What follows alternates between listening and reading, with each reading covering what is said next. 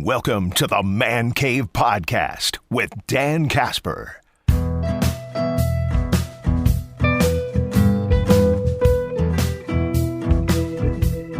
What's up, everybody? Welcome to this episode of the Man Cave Podcast, brought to you by our good friends from Hy-Vee and Toyson Ford. Dan Casper here with you, as always, for every episode of the Man Cave Podcast. Our good buddy Brandon Berg going to be joining me here in just a second. I want to talk some Brewers with him, with the Gary Sanchez signing, and pitchers and catchers getting close to reporting for the Brewers. Some teams already getting there. But I do want to talk a little Brewers since we have Brandon in, since he's our Brewers guy. But it is the podcast before the Super Bowl. So let's talk about that and make our picks. Superb owl. We've got the 49ers, Chiefs. I don't want to ask this question. I know some people have been asking this question, but, you know, who needs to win more? It seems like everybody asks that question, or who's under the most pressure to win. To me, if we even throw that out there, that's clearly, I think it's Kyle Shanahan. Yes. You know, I think that's if both of these coaches had never won before, then maybe you have right. a little... If the Chiefs win, nothing really changes for Mahomes or for Reed or any of those guys. But right. if the 49ers lose, obviously, then you're just going to wonder, like, well, is it going to happen? Right. So I think it's clearly Kyle Shanahan. You know, if the 49ers lose this game, I'm sure there's going to be a lot more conversations about, you know, maybe similar to how Andy Reid started off his career. I know he only went to one Super Bowl with the Eagles, but he lost that one. It was kind of with the tag of maybe the best coach without a Super Bowl. I think that's fair to say. You know, we always have like the best player without a championship or the best golfer to not have a major. Kyle Shanahan's probably in that boat. I would say maybe best coach without a championship. Maybe a lot will depend on how this game goes. You know? So, it still feels like I think a lot of people just kind of assume he was the coach for Atlanta when they fell to the Patriots because of the offensive collapse in that game. But when you look at this game, and so I'm just going to tip my pick right now. When I see this game, I look at the 49ers are a slight favorite by odds makers out there. You look at it, on paper, they got probably more talent across the board. Chiefs have the advantage at quarterback. Brock Purdy's had a good year, though. But I also feel like the 49ers are the team, even though they're the favorite, they're the team that's under the most pressure heading into this game, which kind of seems weird. I don't know how many times have we seen that, Brandon, where we've had that team that's the favorite, but maybe also under the most pressure to win that. I feel like that's rare. Yeah. I mean, it's kind of a unique spot because, you know, at this point, like, to me, like, the Chiefs have very quickly become obviously kind of this not just generations, but this era's see what I did there?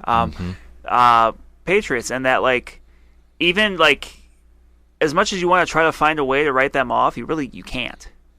Because, I mean, right now they've got the best coach and the best quarterback, and that's always a very good place to start. But, you know, for the Patriots, especially I think for the 49ers, because, I mean, you can make a very good case that they could have lost either of the first two games. Mm-hmm. I mean, they were down in both. Yeah. In the second half. Yep. You know, and obviously we know what happens with Green Bay, but then with Detroit, like, you can kind of see the script where it doesn't go well for them. Right. Yeah.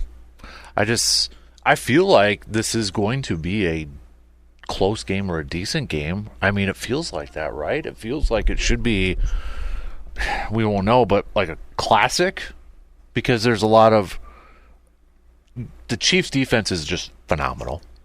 Steve Spagnuolo, I know they did the awards last night for assistant coach, and Jim Schwartz won it for the Browns.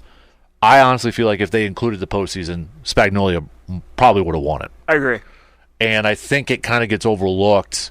You look at what he had last year with that defense, a lot of first-year, second, young dudes up there, and he's doing it again with a lot of young players up there. So you look at that for, the Chiefs, it's always Patrick Mahomes and Travis Kelce, and I still feel like people are overlooking or maybe not giving enough credit to the defense for how well they've played this year and being in this position right now. The defense is the reason they're in this position. Yeah.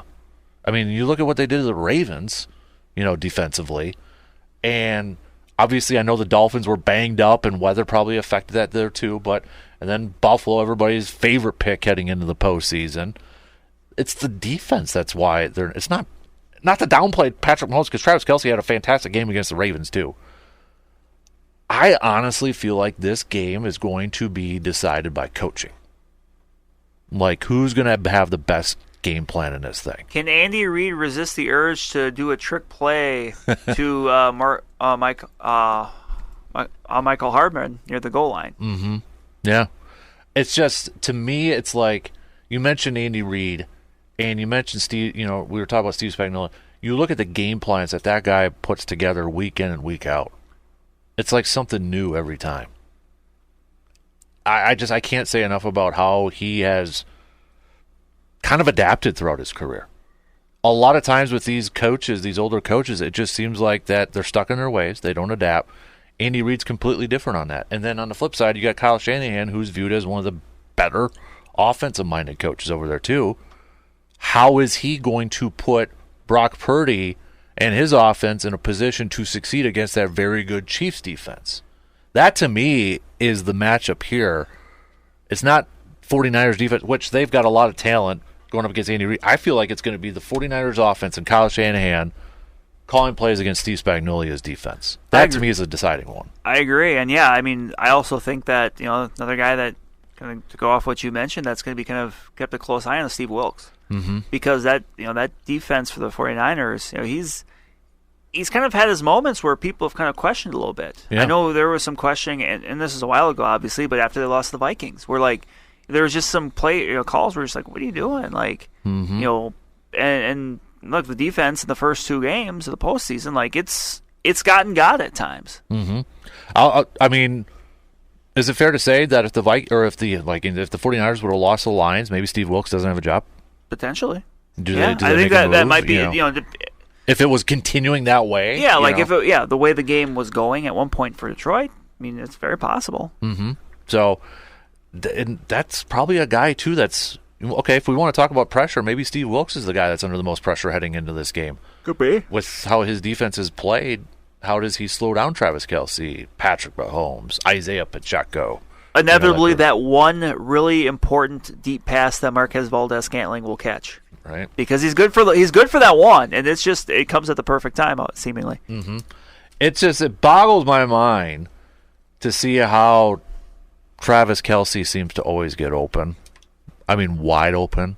I mean, it's got to be frustrating as heck as a defensive coordinator. That's where I feel like Andy Reid's always kind of one step ahead of everybody out there. And I don't know what the plan's going to be. And it's a lot of zone and such, so it'll be interesting to see. And I think a lot of it, though, is because of that nonverbal communication Mahomes and Kelce have with each other. Yep. It's not where a lot of these guys, okay, they got to run that certain route, and that's where they got to go. It's similar to, like, Rodgers and Jordy, Rodgers and Devontae, I would say, those really good connections you have. Yeah. I think a lot of that plays into, that whole question of, like, well, how is that guy always open? I bet you there's a lot of, what do you want to call it? Maybe running the routes that weren't necessarily called. Right, there's a little bit of ad-libbing. Ad-libbing is what I was trying. But they just know, like, they work together so well that they can do it. And I think that's why that's going to put a good amount of pressure on Fred Warner and Dre Greenlaw, Mm-hmm. Those linebackers, because they're good coverage linebackers, but that's probably going to be a decent chunk of their responsibility is, you got to kind of know where this guy is if you're dropping. Mm-hmm.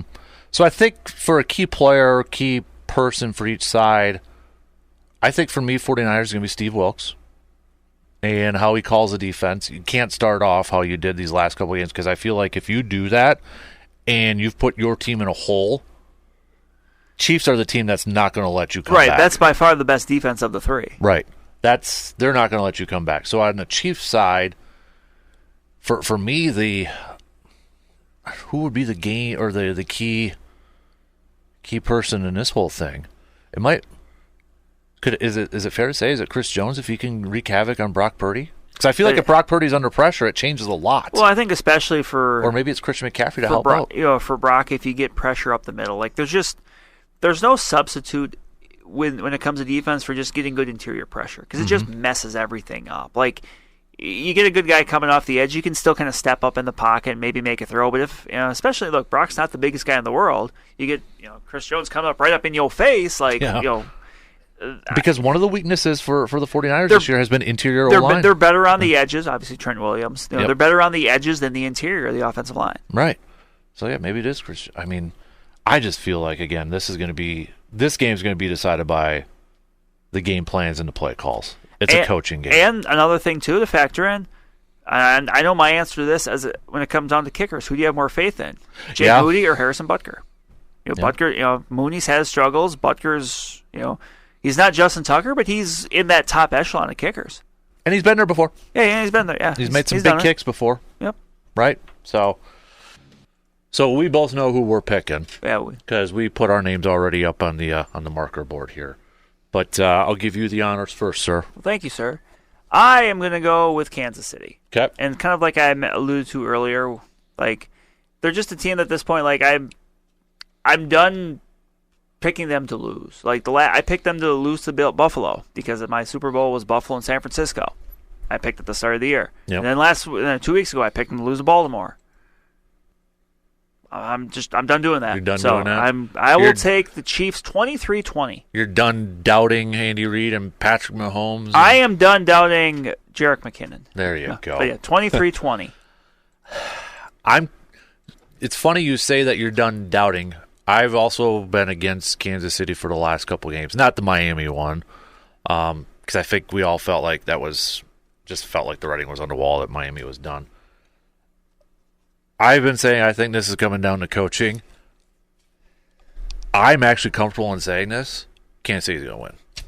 Like, I just feel with Spags' defense, Andy Reid's offense, I feel like they are embracing this, quote, villain role, and they're using it, whatever, that sort of thing.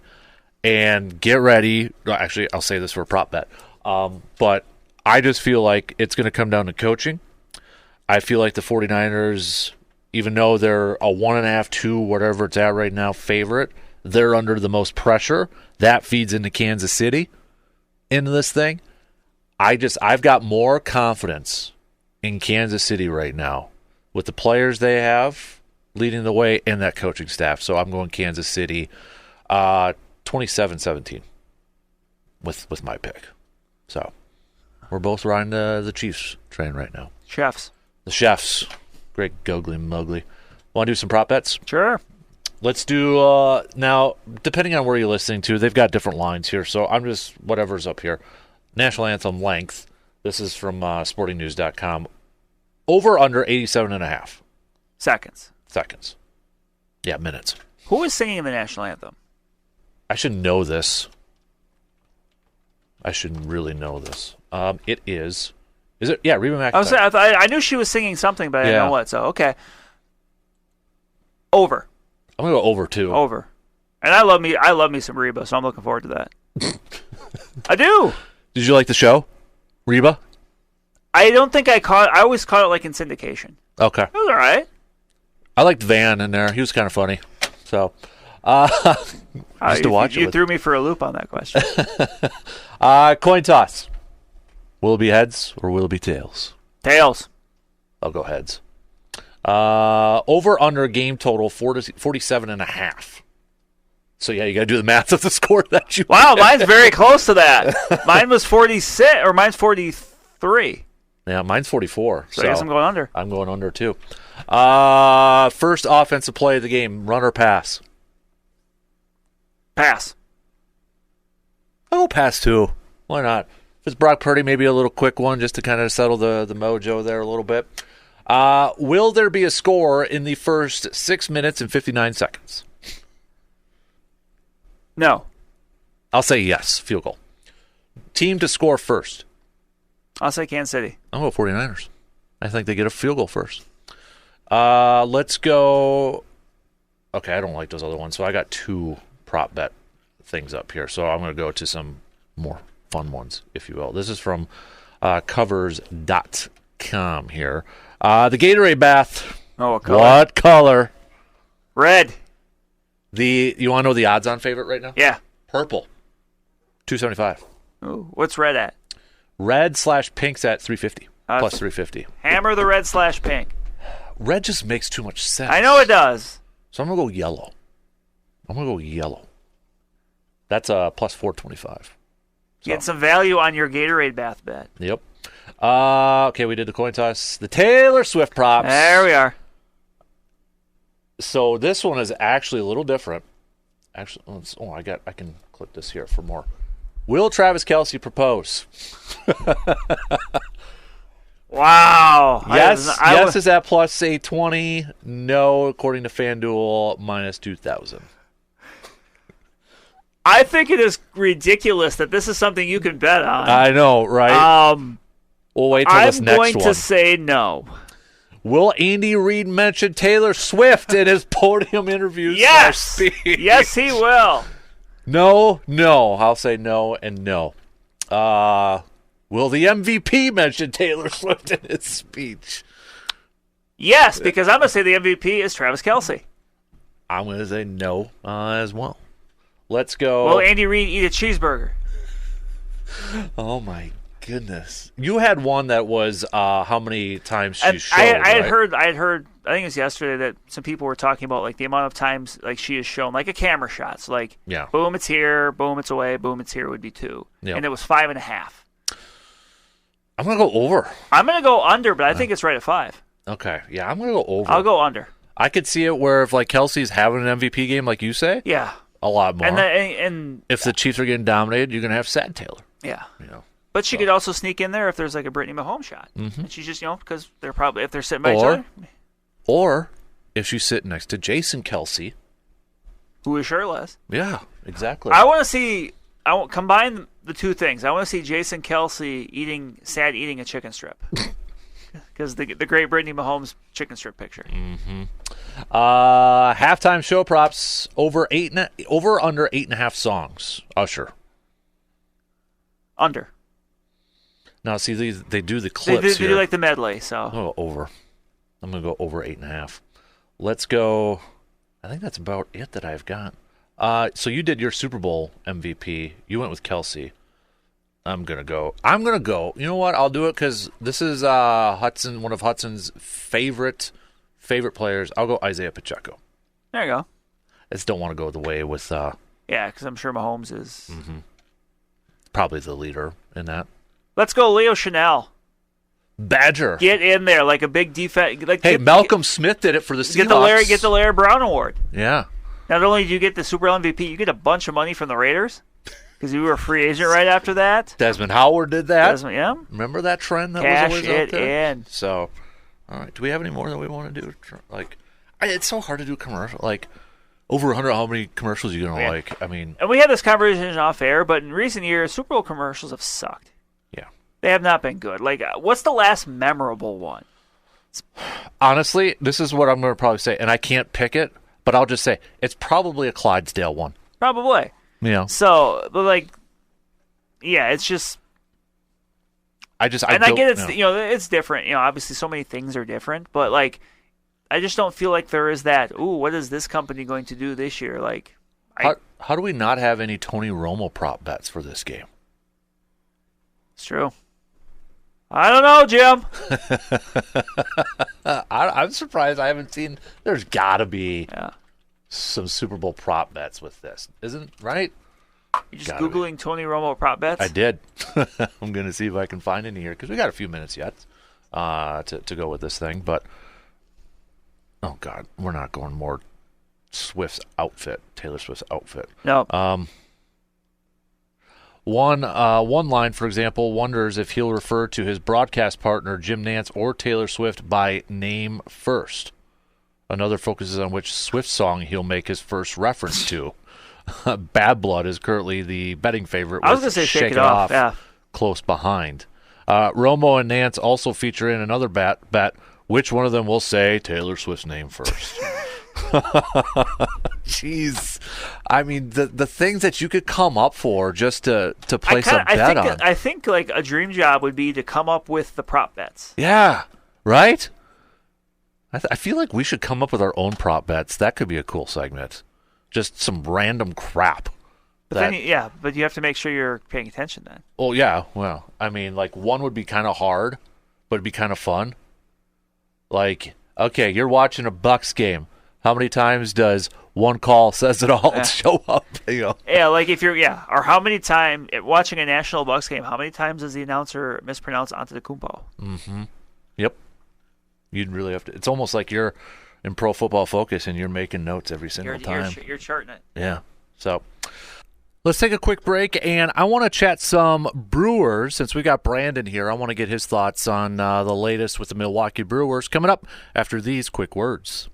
Are you thinking of taking a spring break trip this year? Or maybe you're already eyeing up that summer vacation, but you're not quite sure if you have the proper transportation for those road trips. Hey, that's where Toyson Ford can help you. Toyson Ford has a wide selection of new and used vehicles for you to check out. And at Toyson Ford, they treat you like an honored guest. They will work with you on financing no matter what your budget may be. So if you're looking for that new vehicle this year, head to Toyson Ford, located at 1000 Chippewa Crossing Boulevard in Chippewa Falls.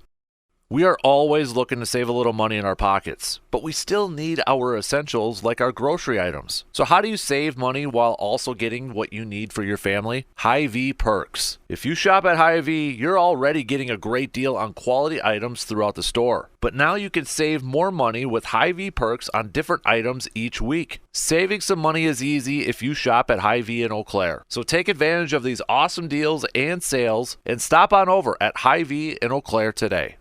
Gary Sanchez coming to the Brewers. Catcher, backup catcher, DH, a little bit more pop coming here.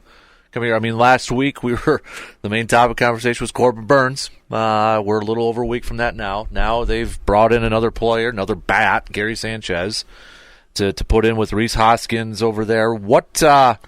Now, I don't think we're going to get the Gary Sanchez that we got when he was with the Yankees and, putting up 30 home runs, all-star, that sort of stuff there. But your thoughts on this move? You like it? Do you think he's going to play more DH at this point? Or because I was reading Pat Murphy's, he did a Q&A with the Journal Sentinel, and he was asked about the DH and pretty much said we're not going to have a normal DH where it's just like one guy. It's going to be Yelich, it's going to be Rhys, it's going to be, probably Sanchez into that. But your overall thoughts on the Gary Sanchez signing? I think it was a move that the more I thought about it and kind of looked into it, I guess the more okay I felt with it because, I don't think a lot of people expected kind of backup catcher to be a spot where the Brewers might, quote unquote splurge. Yeah.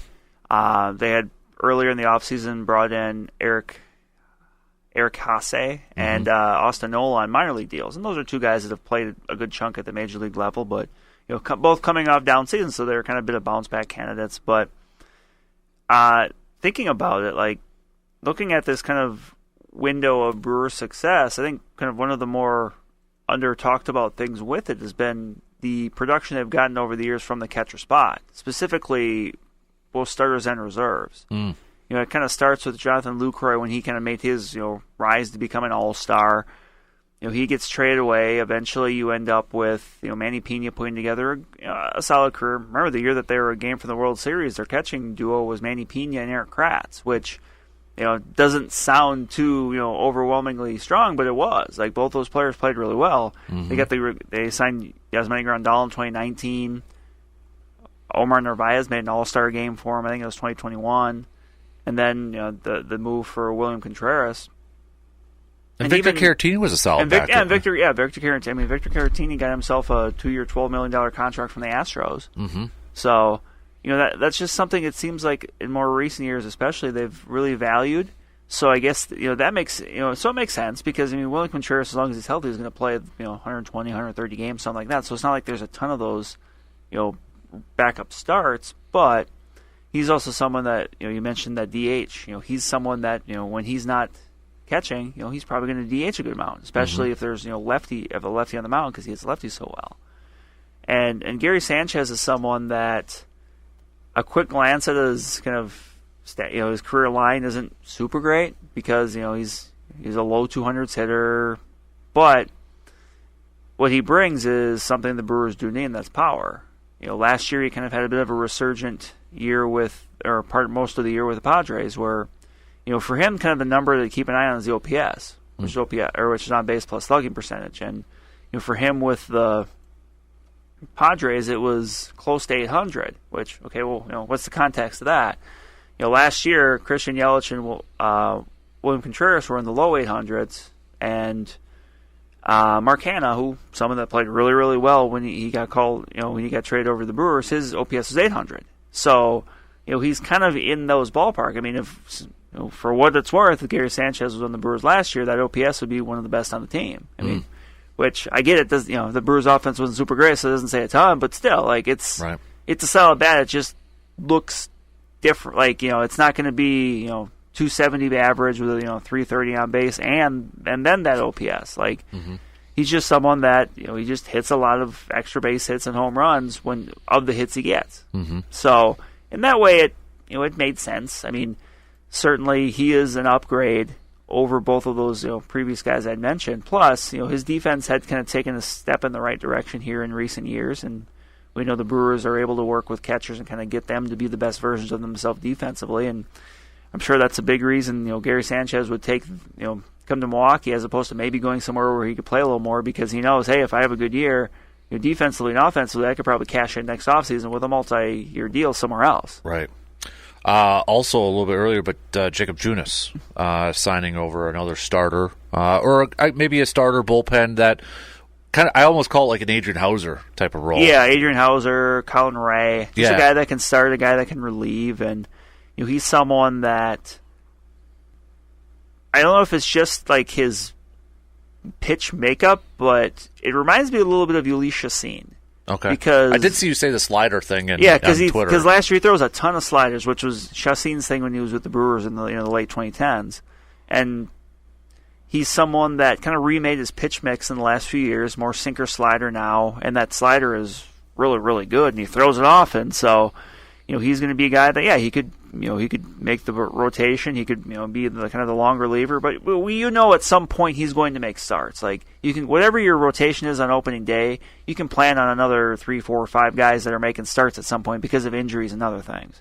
So, but he's someone obviously they want kind of in that pitcher group, and it's as far as a 1-year deal goes, I mean you could certainly do worse. Like I get it. There's you've got kind of the people you expect, but there's also going to be other guys, and kind of work their way in, especially as the year goes on. Maybe some of the younger guys that they have. So, it made sense. It may not have, I'm sure there are people that other people were looking for, and that's probably not someone who was out there because he's not a very known player. But the last few years he's kind of excelled in that swingman role. I think it was Kurt Hogg, who covers the Brewers for the Journal Sentinel, had tweeted, he's like, earlier in the offseason, and I'm paraphrasing, but earlier in the offseason, Jacob Junis just screamed to him like a Rays player. Well, you look at Matt Arnold is a lot of Rays pedigree, and you kind of look at how the Brewers and maybe the Rays kind of build teams, and it makes more sense when you put it in that perspective. Yeah, and I think that kind of statement is a compliment for somebody, for a team, because obviously they're very savvy at kind of being able to pluck those guys and get good production out of them. How big of a Fangraphs, are you? Is that something you pay attention to? Because I know they've got some, and I got to follow up to this, but they got some season projections coming up here. Yeah, I mean, is that something you kind of watch? Do you think they're fairly accurate? A little bit. I do know that because there's different projection systems with kind of the one Fangraphs put out, and Pacoda's another big one that you hear about with people, and I know that the last several years the Brewers have been able to usually outperform those projections a fair amount. Okay. So, but it's, and generally projections, be it like, how's, what's the team's record going to be versus, what, players individually may do with certain projection systems usually are a little more conservative. Like, you're not going to find a projection system that says, like, the Dodgers are going to win 110 games. They might, but, or this team's going to, the Oakland A's are going to, be awful and win 40 games kind of thing. But, yeah, I mean, it's just, I think it's something you take with a little bit more than a grain of salt. Yep. But you just kind of put it in the memory bank. So did you see some of them yesterday? Did you see Yelich's? A little bit, yeah. So they've got him at 21 home runs, 98 runs, tied for 10th in the National League, 23 stolen bases, on base percentage of a .363, 10th in the National League, OPS 794. If Yelich hits those marks, Is that a good season for Yelich in your? I think that's fine. That's fine. It's not like great, but I think especially then the number of games too. But with the the home runs and the steals you mentioned, that means he's probably playing a pretty full year. Mm-hmm. So still at maybe lead off with those runs up there too. I think so. I'm kind of curious though, and we'll know once we get to spring training. But if they might be a little bit tempted to maybe try to move him to back to the 3 spot because just. You got all that speed at the top, don't you? It's true, but you could throw someone like Sal Frelick up there, who was a big on-base guy too. Yeah, and doesn't bring quite the power. I mean, you can tell Christian Yelich, hey, keep the same approach you had. Just they're kind of in a spot where assuming you have Rhys Hoskins back cleanup, you're going to have William Contreras, somewhere in that top 3 or 4. If you put Contreras at 2 again, if maybe you go Frelick leadoff. Because, again, he does have really good on-base skills. He can steal bases. Mm-hmm. And you go with Yelich, who has more power at the 3 spot. If you're trying to really make sure you alternate those lefties and righties, which, Craig Counsell like to do. Right. We'll see how, Pat Murphy feels about that. But, he's someone that he's going to be hitting the top 3 in the lineup somewhere. The name you haven't mentioned, though, is Jackson Chourio, and I know it's still kind of young, but, ideally, where is he at in that lineup if he's hitting on all cylinders? I think the way it goes early on, you can kind of afford to play him down towards the bottom, and that's just more so of a letting a young guy settle in. You don't want to necessarily throw him in there and say, hey, you're batting 3rd or you're batting 4th right away. I mean, you can always make that change if he's showing he's up for it, but I think you have enough other slightly more proven commodities in a Frelick, or much more so with the Yeliches and the Contreras and the Hoskinses of the world that you don't necessarily have to have him.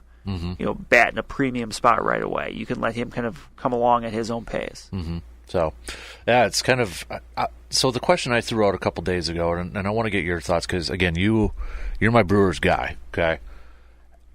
With these moves that we have seen this offseason, Jackson Chourio, huge contract. We haven't even seen him in the major leagues yet, barely in the AAA. Corbin getting traded, Rhys Hoskins signing.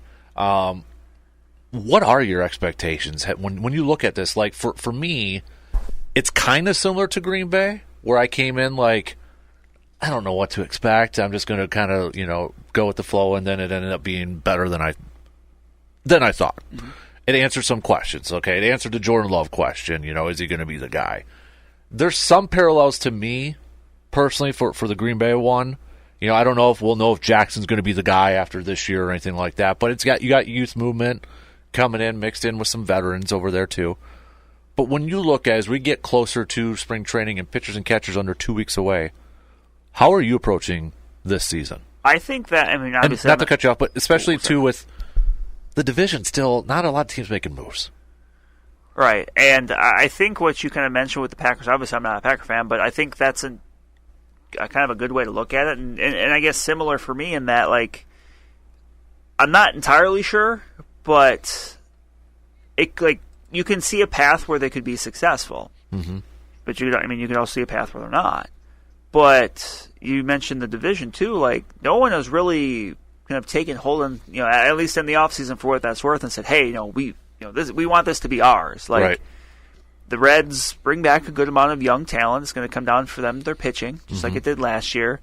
The Cardinals added some veteran starters. Yeah, they added some veteran starters, but guys that are probably closer to the end of their career than the front of it. Mm-hmm. And the Cubs, their big move of the offseason so far is Craig Counsell. Outside of that and signing Hector Neris, they haven't really done much. Mm-hmm. So, and then the Pirates are kind of there. I think they'll be better, but I think right now of those 5 teams, the Pirates are probably the 5th one, but it's still pretty close between all of them. So, I would go into spring training saying, hey, I'm excited to see what kind of a younger roster can do. And yeah, I think there's a wider range of outcomes. Mm-hmm. I could see it clicking. I could see this, in a perfect world being, similar to kind of the Diamondbacks last year, where the Diamondbacks were a team people didn't really expect too much of that because they had a lot of younger talent. And the division they were in. And the division, and it clicked for them. Yeah. And obviously the postseason run kind of, I'll say, it overshadows a little bit the fact that they were a lower wild card team. Mm-hmm.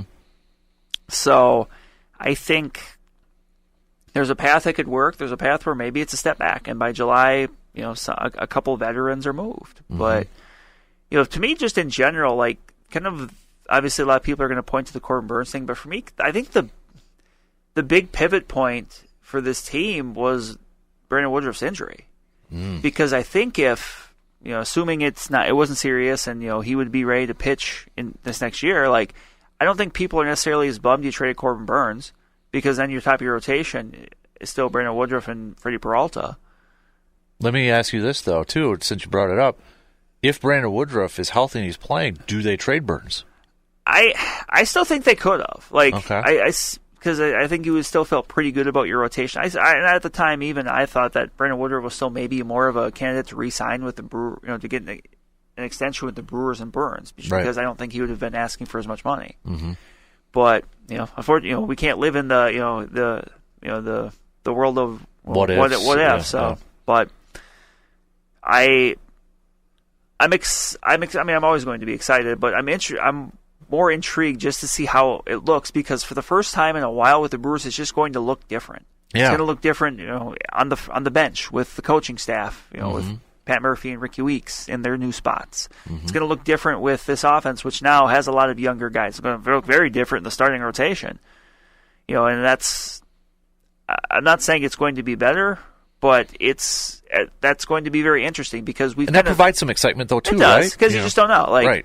And the last few years, a lot of the core pieces for this team have been largely the same, and we've kind of seen, to what extent what that could do. There was success, but there wasn't as much success as many people would have liked. So now you're kind of shuffling the deck a little bit. Right. Yeah, and that's where that unknown but yet excitement is kind of where I go back to the Green Bay thing. Like, I didn't know what the hell to expect. But it kind of gave you a little bit of an excitement too, like I surprise factor to it. Yeah, there was frustrating moments, no doubt about it. But then when you look back at it, it's kind of like, yeah, it was pretty good. I would love to ask Matt Arnold, since you brought up Brandon Woodruff, like that injury, how much did it go into their philosophy for this offseason? Right, and he he may not flat out say it right. did. How much take him to the bar and have a couple, and then let him. Yeah, just in passing, because where you would get a legitimate answer, because I think it was much more important than maybe some people want to lead on, because that's because remember, he's still not signed. That injury, it's a pretty significant one. Like, at some point, I'm sure he'll ink like a 2-year deal with a team that's basically saying, hey, we're going to bring you in, we're going to pay you for this year, but it's all about rehab, and maybe at the end of the year you can throw a few innings, but it's really about 2025. Right. And even though that injury is significant, there's not a super great recovery rate. I wouldn't mind seeing the Brewers trying that just to see, but I'm sure there's a lot of other teams that are in that same boat. Get them in their famous pitching lab. Yeah, and I don't know if for Woodruff it's necessarily the lab. It's just getting him healthy again, right. Getting that peace of mind for him and his family that he knows, like, okay, I'm not kind of out here fending for myself. Mm-hmm. Right. Yeah, it's interesting to kind of think about. And I think the other thing quickly with the Brewers too that's interesting and exciting is, obviously you have this young group of talent, but you still have more that are pretty close too. We'll see when Churio's up, but Tyler Black hasn't played at the majors yet. Jefferson Quero is a catcher who now is going to definitely, it seems, start the year at AAA, and he could be at the end of the year, depending on how it goes, if not next year. This is a Brewers farm system that's pretty well universally ranked as one of the best in the majors. Keith Law from The Athletic has it at the second best behind the Orioles, who are, even with that Corbin Burnes trade, are still very good. Yeah. So you've got a bunch of other guys that are a year from now will probably be with the team. Mm-hmm. So it's kind of that next wave. Right. Kind of, is it similar, would you say, to the 08 kind of where the kind of? I mean, yeah. I mean, obviously that's it's different because I think there's a little bit more in the way of pitching. Right. That one was pretty much all hitters. Right. But besides Giovanni Gallardo, but yeah, a little bit like that. I mean, you have those guys were. I mean, they seem like those were more like all those guys feel. Well, at least the top guys like Fielder, Weeks, and Braun, they're all first round picks. Corey Hart wasn't, but. In this one, some of them are. What was Hardy? Was he a first-round pick? I don't think he was. Okay. But, some of these other guys like Frelick was and Mitchell was. Right. But, some other guys like Jacob Mizorowski. He wasn't, but that he was a guy that, basically, if he was his plan, because the Brewers picked him in junior college and he signed with them. Otherwise, like the plan was going to be for him to go, I think, to LSU, which obviously is a baseball powerhouse. Right. I think there was a discussion where, like, if he would have did that and then gotten drafted again based on what he's shown, he would have been a top 10, top 15 pick, just because of his talent. Mm-hmm. So, yeah, there's going to be some unknown, but I think that's also exciting. Right. All right, that's going to do it for us on this episode of the Man Cave Podcast, brought to you by Hy-Vee and Toyson Ford. Big thanks for tuning in to this episode. Don't forget, if you got a few seconds, to give us a 5-star rating on Apple and Spotify and a positive review on Apple so others can find the podcast. Big thanks to Brandon for joining me on this episode. Enjoy the Super Bowl this weekend. We'll recap it on the next episode of the Man Cave Podcast.